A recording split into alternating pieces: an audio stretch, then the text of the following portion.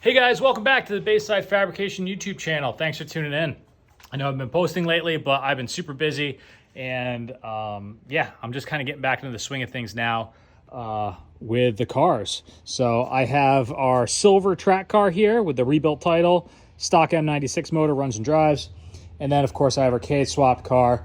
I've been driving this car around, really just putting in some break-in miles. And now, one thing that I want to do, and it will help me sell this car much easier because it does have a rebuilt title and all that, is to actually put a full-blown roll cage in this car. Pretty much the cage I'm going to be putting in this will allow you to do pretty much anything you want as far as track days, or if you even want to enter a series is concerned. So my idea with that is, I get to grab some interior bits and stuff that I need, and B, it will help me sell this car for the price I want to sell it for when it's finished. So that's the name of the game today. We're going to start stripping this interior out and getting it ready to build a roll cage. All right, here's where we're at. We got a half stripped car here, and I'm not really going to get into filming how to strip a car, but it's pretty self-explanatory. Trying to break any tabs, keep track of the screws, all that stuff. So like I said, we're just taking out all the airbags in the doors. I'm gonna try to get this dash pulled, which is always a fun time. Get the rest of the carpet pulled, and really just get us back to nothing here. And that will allow us to come up with a game plan for this roll cage.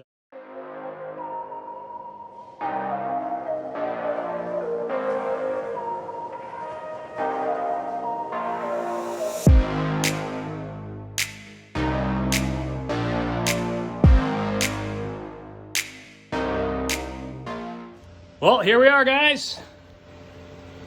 All ready to party. Completely stripped. Everything looks pretty good. No surprises, which is always good. And yeah, we're just going through, and now we're gonna have to come up with our cage plan. But just for reference, things that can help you out with doing stuff like this, in my personal opinion, a little fan. That's actually a 12 or 18 volt corded or cordless fan. That makes all the difference in the world. You get that thing going inside the car, your life is much better. Get some airflow going in there, and you can actually breathe. So I recommend that. Also, a packing blanket.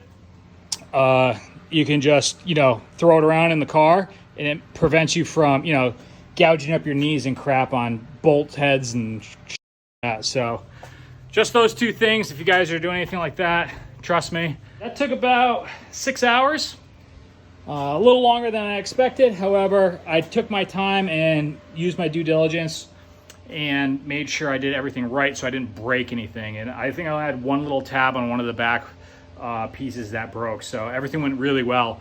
If you have an interior you don't care about and it's not worth anything, just freaking rip that apart and have at it. But this one I needed to salvage. So anyways, let's get partying, guys. Check out what we got going on in here. So I got my trusty packing blanket so I can roll around in this car without stabbing myself everywhere. All right, so now we're just coming up with where to start with the main hoop and how we want to address this.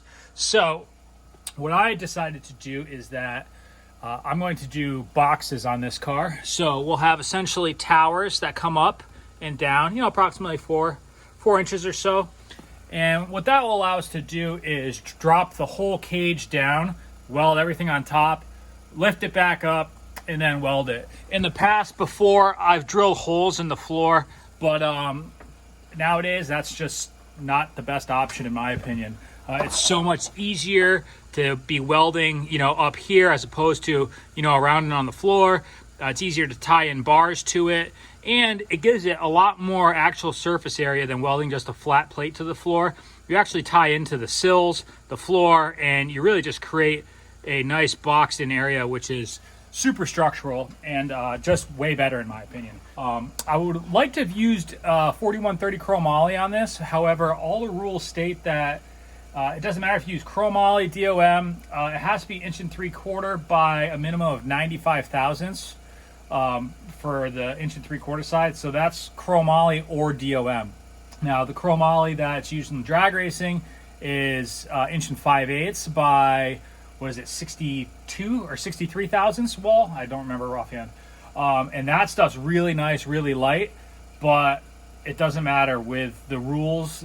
They state that if you are using chromoly, it has to be a minimum of 95 thousandths, which pretty much negates all the weight savings of it, and it's more expensive. So we're going to use 1 3/4 by 95 thousandths DOM. So this is actually a piece I had from a main hoop I screwed up once upon a time, and I actually just threw it in here because it kind of looked like it might fit. And lo and behold, the bends are almost perfect. So we're gonna follow the B pillar here and pretty much go right up. So first things first here, I went and I removed the sunroof. So the sunroof track, I showed it before, but I actually went down about another 2 inches. So having that gone, I can really get up and in here with the main hoop and the cage. And afterwards, I plan on just making some little brackets or something and just supporting the sunroof in its place right here. And then I'll just pull the stock seal off, and then we'll just put like seam seal or something around it and really just seal the sunroof in place.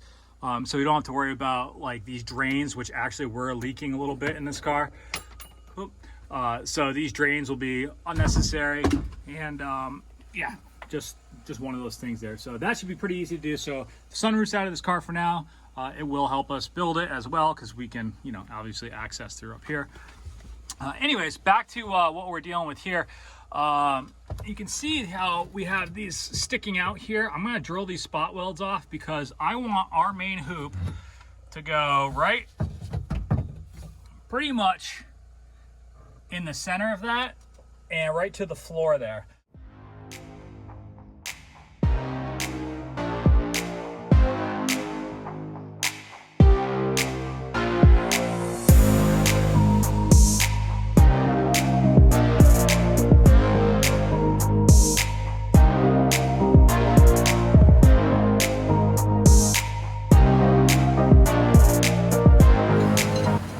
Here's our plate.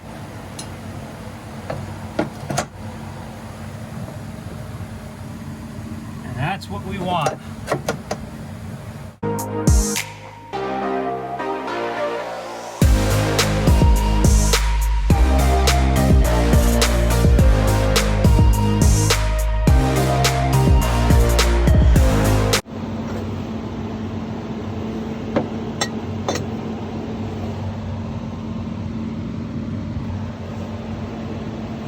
Well, we have our boxes all done, and let me show you what we're working on now.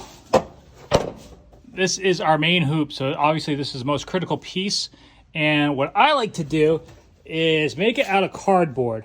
Now, I like to do it out of cardboard because I'm a visual person, and it just really helps me with the whole process.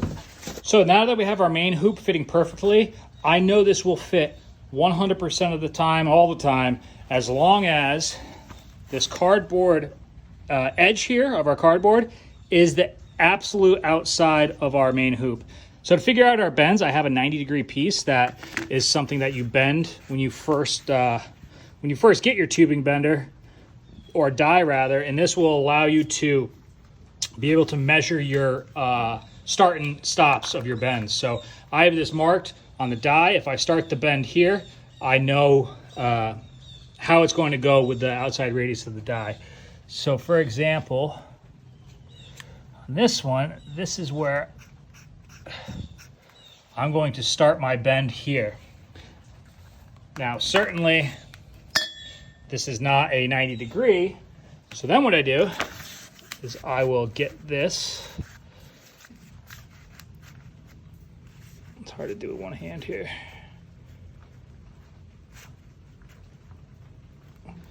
Perfect.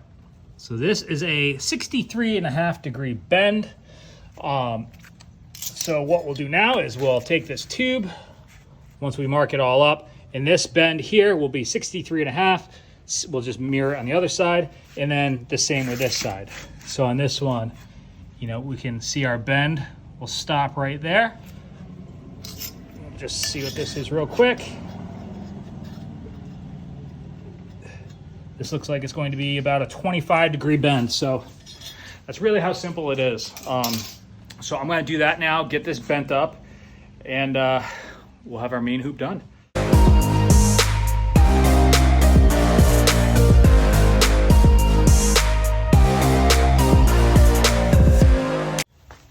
Well, here we go. Here's our main hoop. Our first two bends are finished. So we have our seconds lined up. And I actually made this so on the template here, it actually hits the chassis. So I incised it just about an 1/8 inch where the bends initiate. So that should give me about, I'm guessing around a 1/4 inch, maybe 3/8 of an inch of gap. I'll show you where. Like, because it wants to touch like right here. So I'll have a little gap right there, which is totally fine. I do that because, you know, you really want the cage to be as tight as possible to the chassis. However, from my experience, I've always tried to make things super tight, almost to the point of a flaw. And I'll get myself in situations where I'll get stuff so tight and so exact that it just makes it a nightmare to work with. So I've learned that it's okay to have a little bit of wiggle room. Not too much, of course, but just a little bit of wiggle room makes your life go a lot easier. So check this out. It's so tight up against the edges. It's actually a friction fit. So this is sweet. So we're just going to, obviously, now we have our boxes here. So now we get to cut the final height. So I left these long on purpose. So yeah, we'll get the final height, set them on top of their boxes, and then yeah, we're good to go with the main hoop, man. But that's freaking perfect. It's exactly what I was hoping for. All right, well, I've been working away, and the hardest part of this whole cage is now finished, and that is getting the main hoop sorted out and getting our front tubes squared away. These are pretty tricky to bend, and to get them to get right in place where you want them. But this one still needs a little pushing and pulling a little bit, but it's no big deal. So we go run right up the A-pillar. We notched right in here, so it's got a nice tight fitment there. And then we go straight back right to the main hoop. And that's it. So I made this one. I got it to fit. I made the other one to mirror it, and that's going on this side. So as you can see, we just have to cut the sunroof frame a little bit here, just so we can stuff that tube up there as high as possible. And like I said, we got to notch out this little area for the tube, and right where that bend is to come right up here.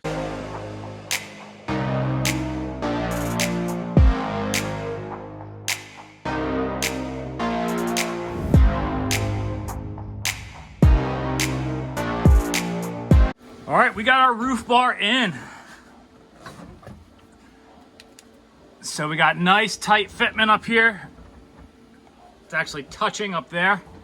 And you can actually see here, our roof bar is above the windshield frame factory. So this car actually has a lot of really good space that you can utilize for roll cages. So it's this is gonna be a really, really nice fitting roll cage. I'm pretty happy with how everything's coming out so far. So we're just gonna keep on plugging away. So I started on the rear boxes here, but unfortunately, it's like 2 days before Christmas and my metal supplier is closed. You know, today's Thursday, so Thursday and Friday. So I'm kind of sitting in my hands waiting for those, but I can still get plenty done. I got the door bars to do and all sorts of stuff. So, all right, check it out. We got our sill bars in place. They're not tacked or anything. These gotta work out well because I attached them to the box instead of the tube, and this side piece actually is only tacked on. So this whole thing can come out. I can 360 weld it, and then we can weld this back to the box once we remove all this to drop the whole thing down to weld it. So with that being said, I guess my biggest piece of advice on doing a roll cage is to think ahead of time. Think about how you're gonna weld everything. Little stuff, just like you can see where these tacks are. See the tack placement there and there? So I tack things in spots where I know I'll be able to cut it easily if there's an issue. You know, if you tack something way up here or way up behind here or something, it's gonna be very difficult to cut that tack if something happens. And you know, there are situations where you just need to kind of redo a bar, or something doesn't ultimately fit the way you wanted it to, and you're gonna want to cut that out if you have to. So yeah, I guess my biggest piece of advice: don't weld yourself into a corner, and think ahead of time. All right, next step I'm doing here is I got the seat in, and I'm just making sure everything clears and is still comfortable. Now the seat had a slider on it, but that slider and the bracket for the seat slider actually added like 1.25 inches of height, which we don't want. We want this to sit as low as possible. I'm a tall guy. Most people aren't gonna be as tall as me, but I pretty much set the cars up for people that are about, you know, 5'10" to 6 foot-ish, I guess you would say. So it's pretty much an average size guy, in my opinion. I'm 6'3", so I'm a little exceptionally tall. So, you know, I just keep that in mind. I make sure we got plenty of headroom and all that stuff. And right now, I'm trying to figure out my door bars here. But first, in order to do that, I have to find where my harness bar is going to go, because I want my door, the top door bar, to intersect with the node on the harness bar. So that's going to determine where this lands. And I am going to be doing like FIA style door bars, kind of like I did in my cart. So it's a one continuous bend.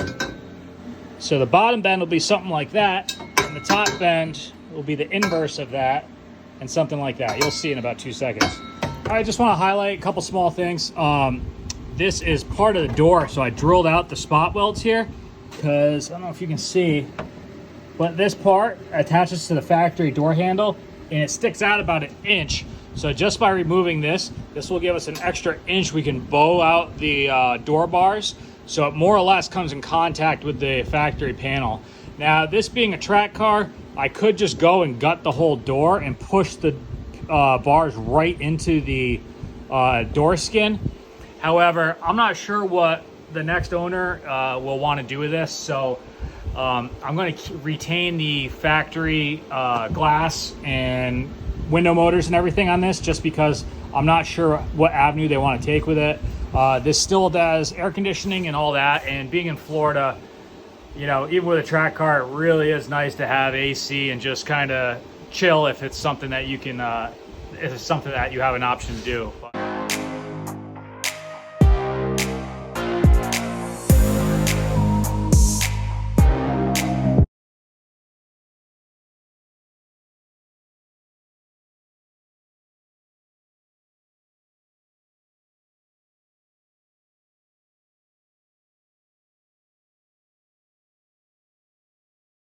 All right, as you just saw, we have our top tube just tacked in place on the door. Now, I did the top tube first because I wanted to make sure entry and exit was reasonable, and this bend position here was in a good spot to get in and out of the car. So this seems to work pretty good.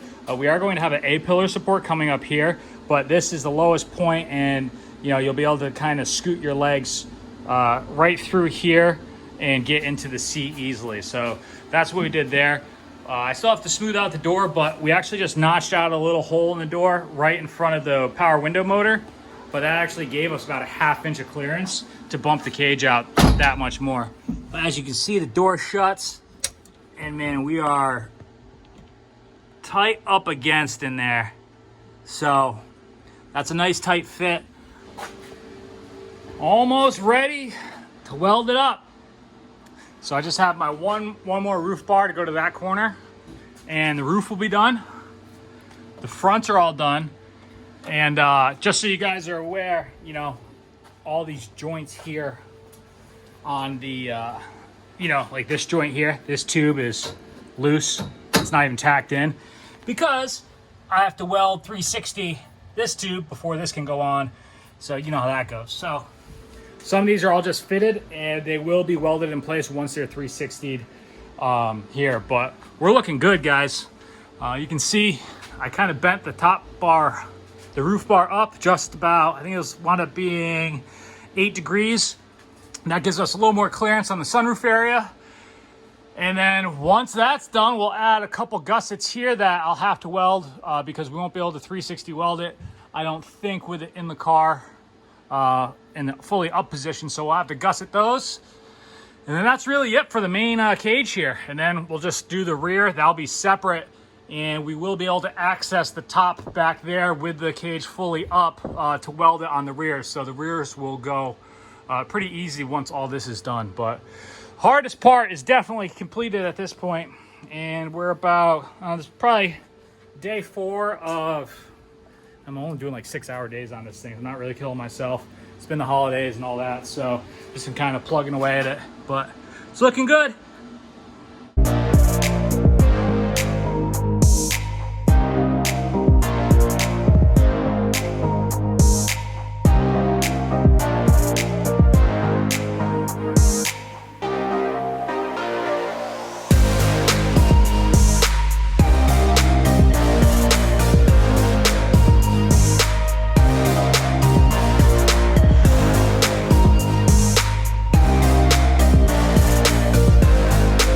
Well, we got as much as welded as we could on this front half here, and I just cut the tacks on the bottom. And it's kind of hard to see, but the whole cage is free now. So now we just got to pop out our boxes here.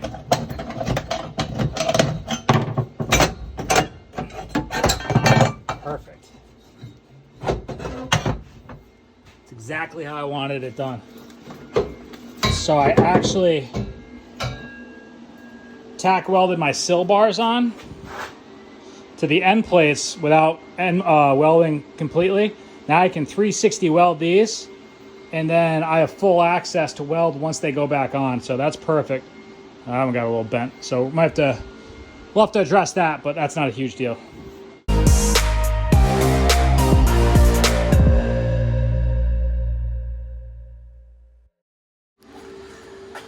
And there we are, guys. So now the cage is sitting right on the floor, and we have full access to weld it up top. So how we're able to access stuff now that's exponentially beneficial is like this. You know, this joint would have never been accessible without these towers. So I got the whole cage tilted back. I hit this side, that joint up there already hit.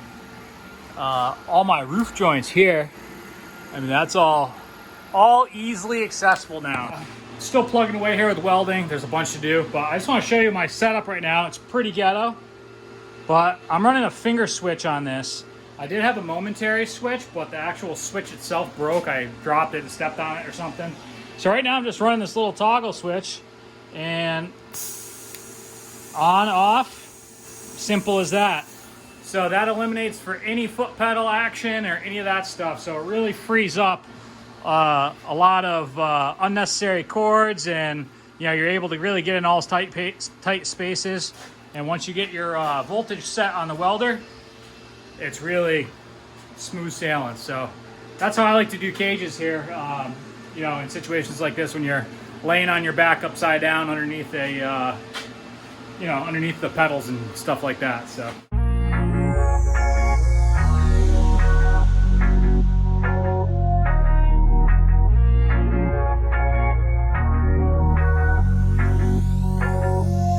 Back inside the car, we just want to show you the rear mounting landing plates for the rear of the roll cage. You can see we bent up a couple pieces here.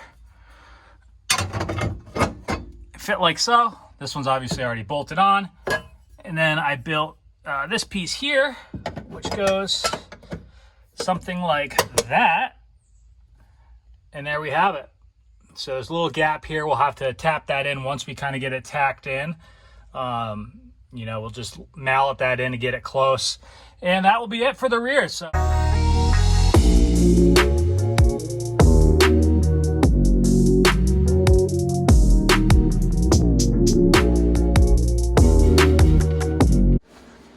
This is where we're at with the back side. Everything's going really well. So I have this piece right here all fitted up, ready to go. But before I weld that in, what we're gonna do is go up and weld the back top sides of here, which is easily accessible in this position. And I'm gonna leave that tube out so I can get up in here and actually physically get up there and weld it. If you do something like, you know, weld that into place, then it makes it a lot difficult to sneak up in there. Not a huge deal, but it's just a little tip that I'm kind of trying to give you here.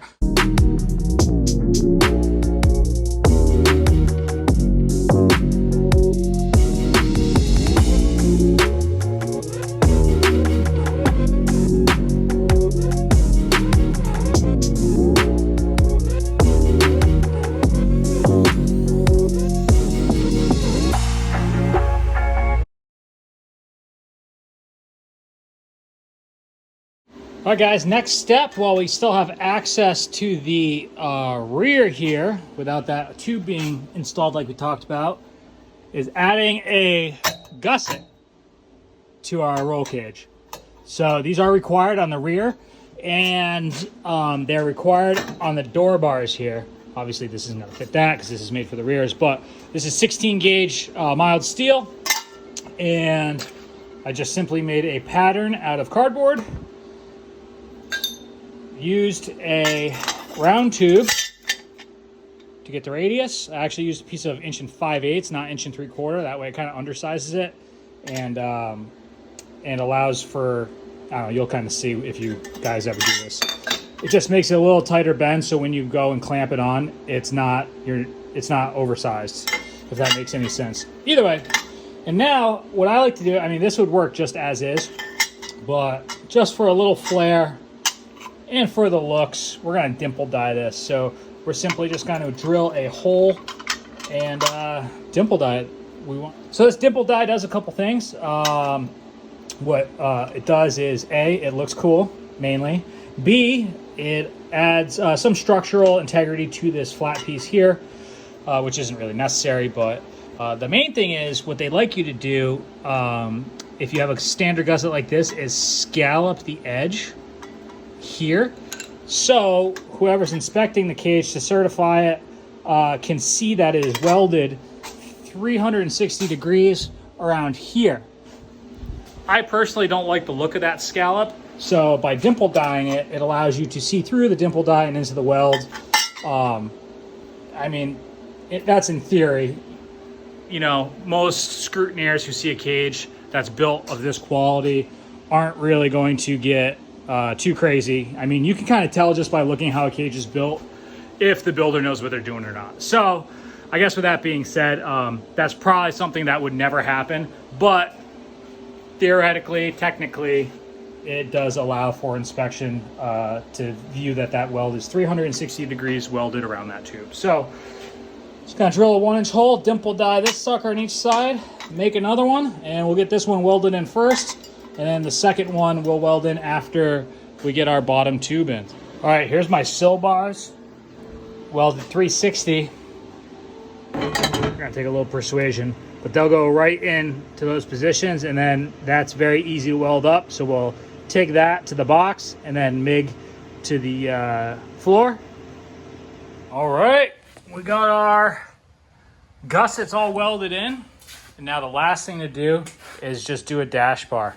So I have one cut here. We're gonna get this installed, and I was gonna do like this bent bar to bend around. There was a couple brackets over near the gauge clutch and everything, but instead I'm just gonna do a straight bar. It's gonna be much simpler, much easier, and there's really no need to do any kind of bends or anything like that. So straight bar is gonna work just fine, and we'll just have to notch the HVAC blower there.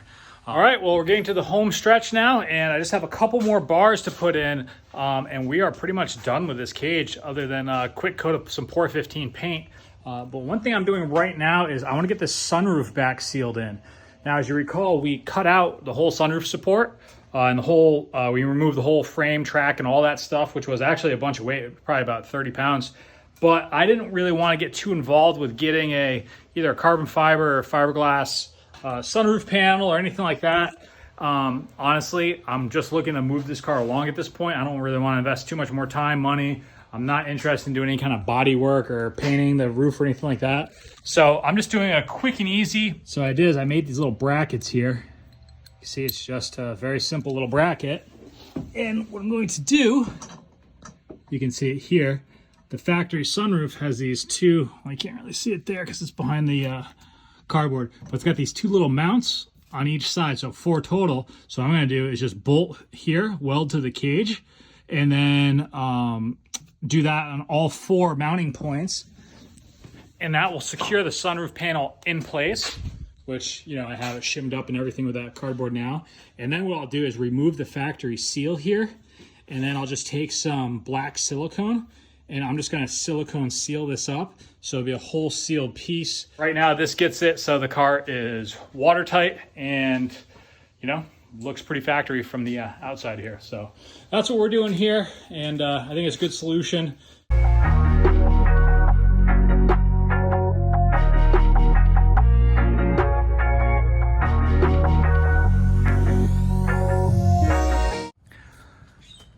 All right, so you can see we have our silicone bead in there. I got halfway done on this one, and we'll get that finished up, but that should be about that. You can see I got the cage pretty much all done. We got some satin black Porsche 15 with a foam brush rolled on here, or brushed on here rather. It's still a little glossy right now. It's not quite dry, but this flattens up to a nice satin, kind of hides any imperfections and stuff, you know, dust in the paint and things like that. But I like using it just because, you know, spray painting something like this, unless it matches the car, you know, the shell, it just makes a whole mess and kind of looks really bad. So Porsche 15 is like rock hard too once it's dry, and it's a really good product. So I like it. Like I said, it takes a little while to dry, but it flattens out pretty good. You can see here, you know, that's kind of the result you wind up with. But yeah, guys, this is gonna be a really cool little track car for somebody. So I'm excited. I'm excited to move this one along, and yeah, it gets me thinking about what I can do in the future with these things. So maybe there's a track car in my future. But for now, this one's gonna be listed for sale, and we'll go from there. But I know I haven't been posting much lately, guys, but I've been super busy here at the shop, and honestly, this has been the only cool thing I've really done in the past couple months. Everything else just been work stuff. So I appreciate y'all watching, and we'll see you on the next one.